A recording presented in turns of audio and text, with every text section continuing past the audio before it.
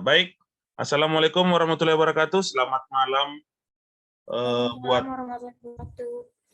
Waalaikumsalam warahmatullahi wabarakatuh. Selamat malam buat kita semua, buat Bapak Ibu. Selamat malam juga buat Bapak Abdul Razak Nasution sebagai dosen pengampu kita di mata kuliah Hukum dan Teknologi Informasi. Di sini kami kelompok 2 akan mempresentasikan materi yang akan kami sajikan malam ini ataupun diskusi kita, yaitu tentang pajak digital. Jadi kami di sini ada 4 orang. Saya dibantu saya sendiri sebagai moderator, Hendra Fatra Sinaga. Saya dibantu dengan Bapak Ibu di sini, ada Bang Peter Haryara Nababan, ada Bang Imam, dan ada Kak Zuraida. Jadi saya akan memulai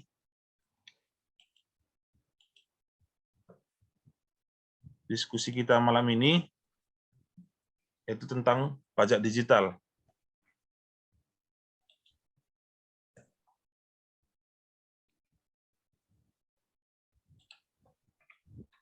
Nah, di sini kami dari kelompok 2. Jadi saya sebelumnya sudah memperkenalkan diri.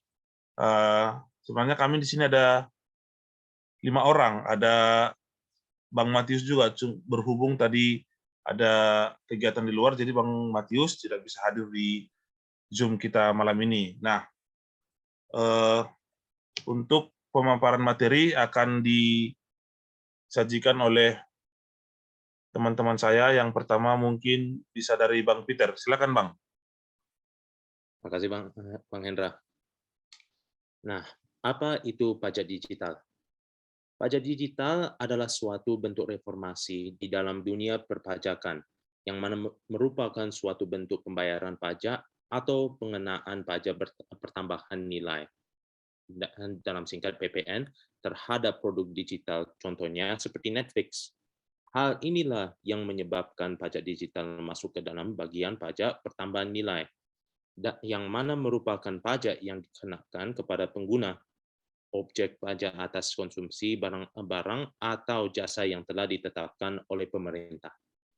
Pengertian pajak digital sendiri merupakan pajak yang dikenakan kepada penyedia layanan asing, pedagang asing, platform digital, segala bentuk transaksi digital, dan segala jenis kegiatan yang beroperasi untuk mendapatkan keuntungan melalui sistem elektronik atau yang biasanya disebut dengan istilah PMSE atau perdagangan melalui sistem elektronik. Dan pajak digital juga ditetapkan kepada perusahaan yang belum memiliki bentuk usaha tetap, dalam singkat BUT.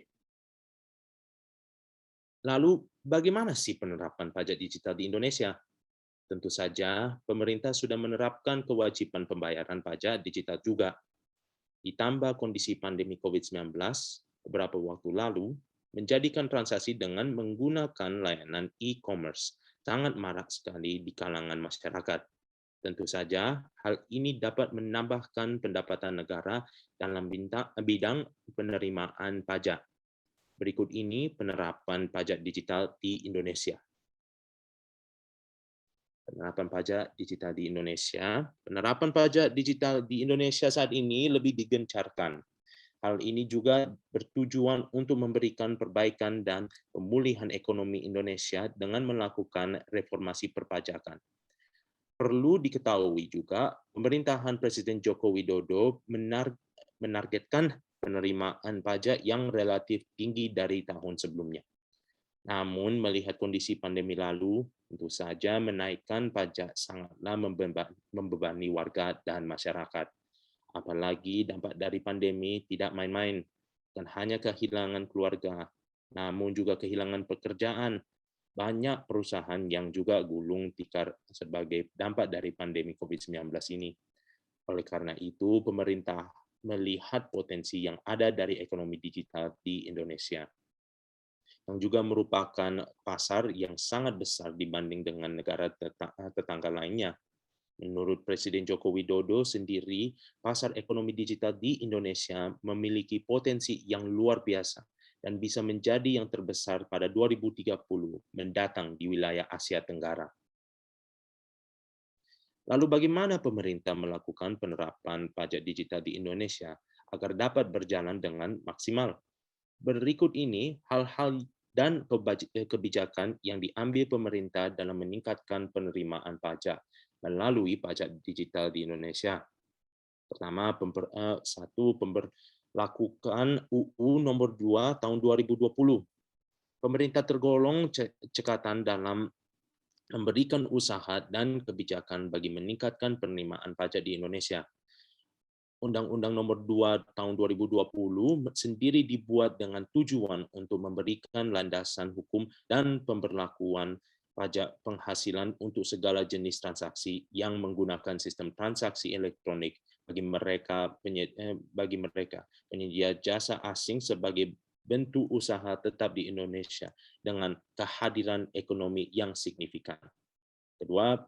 Nomor dua, penentuan pengambilan pajak digital berdasarkan ambang batas status. Perusahaan harus mencapai suatu ambang batas yang dinamakan dengan status kehadiran ekonomi yang signifikan agar perusahaan dapat dikenakan pajak penghasilan badan di Indonesia atau PPh badan. Baik, terima kasih buat Bang Peter. Jadi untuk slide selanjutnya silakan kepada Kak Zuraida. Silakan. Ya, makasih Bang Hendra. Kita masuk ke nomor 3, pemberlakuan peraturan Kementerian Keuangan atau Kemenkeu. Kementerian Keuangan Indonesia atau biasa yang disebut dengan Kemenkeu dalam peraturannya nomor 48 pada tahun 2020 mengatur berlakunya pajak pertambahan nilai atau PPN terkait pada konsumsi barang dan jasa yang tidak memiliki wujud di Indonesia. Pemerintah Indonesia memberlakukan pada angka 10% dan mulai diterapkan secara efektif pada bulan Juli 2020. Dalam hal ini, penyedia sistem digital asing yang barang dan jasanya telah dikonsumsi oleh pengguna dari Indonesia wajib memungut, melaporkan, menyetor pajak pertambahan nilai PPN atau PPN yang dimaksud dengan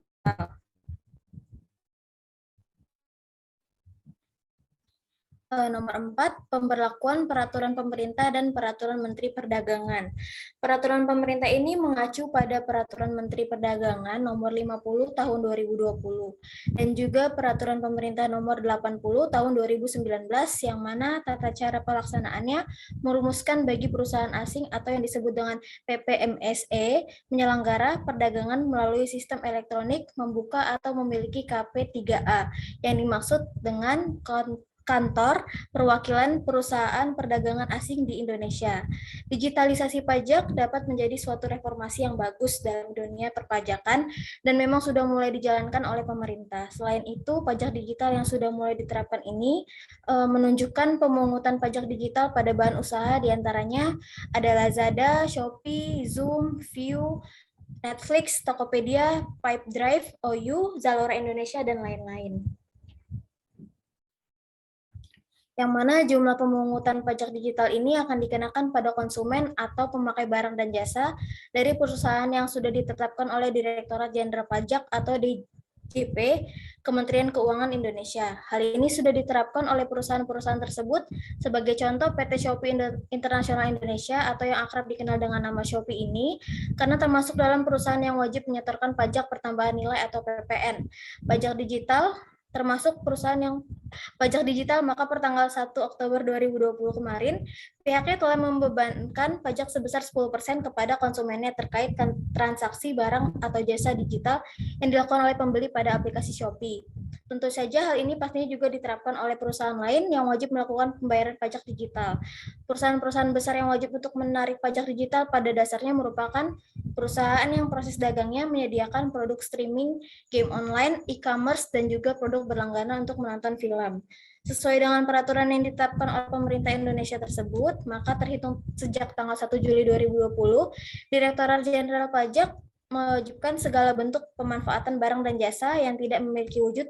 Dalam hal ini dapat disebut dengan artian digital, baik itu berasal dari luar negeri maupun dalam negeri Indonesia, yang kesemuanya menggunakan sistem elektronik atau digital dalam proses transaksi perdagangannya akan dikenakan pajak pertambahan nilai atau PPN pajak digital. Lalu, siapakah yang disebut dengan pelaku usaha PMSE atau perdagangan melalui sistem elektronik yang wajib memungut pajak pertambahan nilai atau PPN, pajak digital? Berikut ini daftar siapa saja yang masuk ke dalam pelaku usaha PMSE sesuai ketentuan oleh DJP atau Direktorat Jenderal Pajak yang termuat dalam situs resminya. Pelaku usaha PMS yang ditunjukkan oleh Menteri Keuangan yaitu adalah satu, pedagang luar negeri, yang kedua penyedia jasa luar negeri, yang ketiga penyelenggara PMSE luar negeri, dan atau penyelenggara PMSE dalam negeri. Agar dapat ditunjuk sebagai pemungut pajak pertambahan nilai atau PPN, pajak digital tentu saja ada kriteria atau syarat khusus yang harus dipenuhi. Syarat bagi perusahaan atau pelaku PMS yang harus dipenuhi yaitu pemerintah memberikan batas minimal nilai transaksi yang harus dilakukan atau diakses oleh pengguna pada sistem perdagangan melalui PMSE yang harus dihitung dalam waktu 1 tahun atau 12 bulan. Baru setelah perusahaan atau pelaku PMSE memenuhi syarat tersebut sebagai pemungut PPN, maka Direktorat Jenderal Pajak akan menerbitkan surat keputusan penunjukan dan nomor identitas untuk pelaku PMSE tersebut, kemudian dapat digunakan sebagai sarana administrasi perpajakan. Lalu tarif PPN yang ditetapkan oleh Direktorat Jenderal Pajak itu berapakah yang harus dipungut oleh pelaku PMSE? Jadi pelaku PMSE yang sudah ditunjuk sebagai pemungut PPN dapat memungut pajak pertambahan nilai PPN kepada konsumennya sebesar 10% dari nilai barang atau jasa yang dibeli oleh pelanggan sebelum dikenakan pajak pertambahan nilai.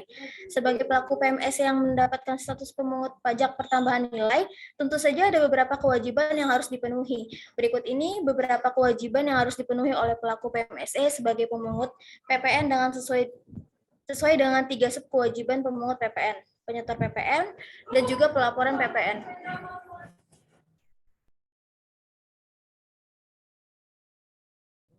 Kewajiban yang harus dipenuhi oleh pelaku PMSE atau perdagangan melalui sistem elektronik. Maaf ya Bang, agak sedikit berisik.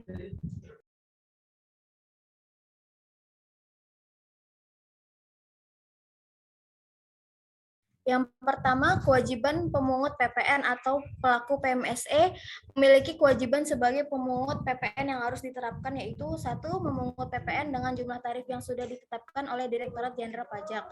Yang kedua, pelaku PMSE wajib membuat bukti pemungutan PPN yang telah dilakukannya. Kedua, kewajiban penyetoran PPN. Pelaku PMSE memiliki kewajiban penyetoran PPN yang harus dilakukan, yaitu yang pertama, penyetoran PPN yang telah dipungut. Untuk tiap masa pajak memiliki waktu paling lama hingga akhir bulan berikutnya setelah masa pajak berakhir secara elektronik ke rekening kas negara. Yang kedua, pelaku usaha PMSE wajib melakukan penyetoran PPN yang dipungut dengan menggunakan mata uang dolar Amerika Serikat atau dolar, atau juga dapat menggunakan mata uang asing yang sebelumnya telah ditetapkan oleh Direktur Jenderal Pajak. Yang ketiga, kewajiban pelaporan PPN. Pelaku PMSE memiliki kewajiban pelaporan PPN yang harus dilakukan, yaitu yang pertama, pelaku usaha PMSE wajib melaporkan pajak pertambahan nilai dari pemungutan PPN yang sebelumnya telah dilakukan dan disetorkan dengan cara triwulan untuk periode 3 masa pajak, hingga batas terakhirnya adalah pada bulan terakhir setelah periode triwulan ini usai. Yang kedua, dalam hal ini DJP dapat meminta kepada pemungut PPN pelaku usaha PMSE untuk menyampaikan laporan yang memuat rincian terkait transaksi PPN yang telah dipungut dalam tiap periode 1 tahun dalam kalender. Yang ketiga, pelaporan PPN ini dapat dilakukan dengan menggunakan laporan dalam bentuk elektronik dan dapat disampaikan melalui aplikasi atau dapat juga disampaikan dengan sistem yang sudah ditentukan atau disediakan oleh Direktorat Jenderal Pajak. Baik, cukup untuk Kak Zuraida. Untuk selanjutnya, silakan Bang Imam. Ya, terima kasih moderator. Potensi dan tantangan pajak digital. Yang pertama, potensi pajak digital. Satu, pajak digital sebagai upaya untuk penambahan penerimaan pajak negara atau PPN. Hal ini perlu dilakukan sebagai upaya pemerintah untuk menambah penerimaan negara dalam bidang pajak. Hal ini tentu saja berkaitan dengan penerimaan pajak yang turun semenjak pandemi COVID-19. 2, Indonesia banyak dilirik oleh investor asing karena pasar ekonomi digital yang dinilai potensial. Saat ini, pasar ekonomi digital di Indonesia tergolong sangat besar. Selain karena jumlah penduduknya yang sangat besar, mencapai 250 juta jiwa, masyarakat Indonesia juga tergolong sangat konsumtif, sehingga membuat Indonesia banyak dilirik oleh investor asing karena menjadi daya tarik tersendiri bagi perusahaan asing tersebut untuk mengembangkan bisnisnya di pasar ekonomi Indonesia. B. Tantangan pajak digital. Ada banyak tantangan dalam pajak digital ini. Yang pertama, banyaknya model bisnis baru dalam ekonomi digital, dan bagi perusahaan yang aktif di dalamnya akan mendapatkan celah untuk menghindari status BUT atau bentuk usaha tetap jika pemerintah lambat dalam merespon perubahan dalam model ekonomi digital ini.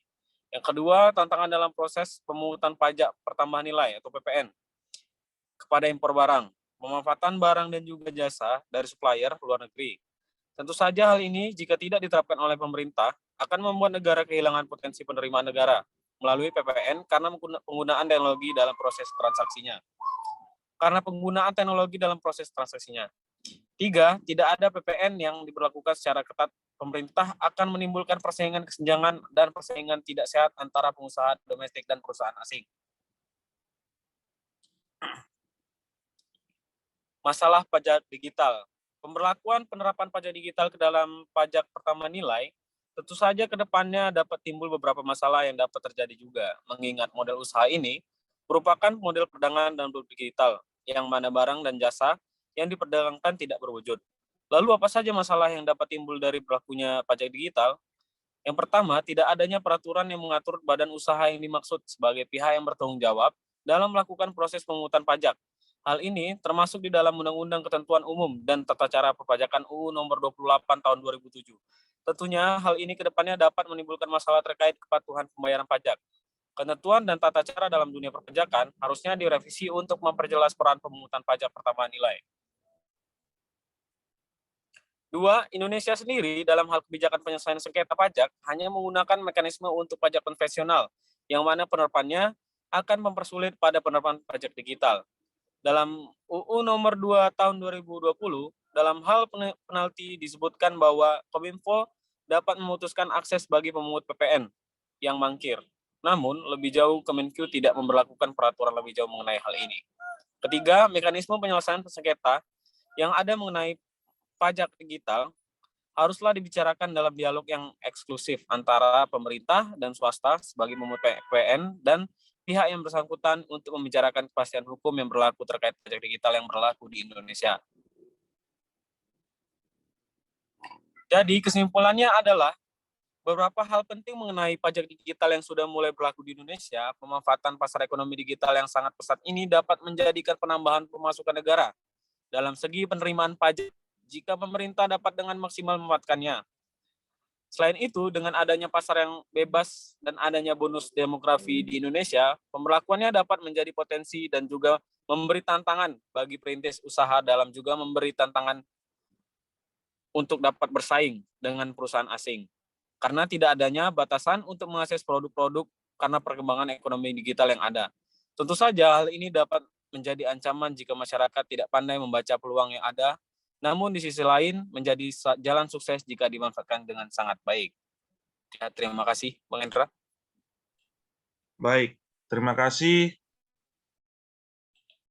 buat saudara-saudara sekalian yang sudah memaparkan materi kita malam ini, diskusi kita malam ini tentang apa-apa saja ruang lingkup pajak digital. Jadi demikian hasil pemaparan kami kelompok 2 tentang pajak digital.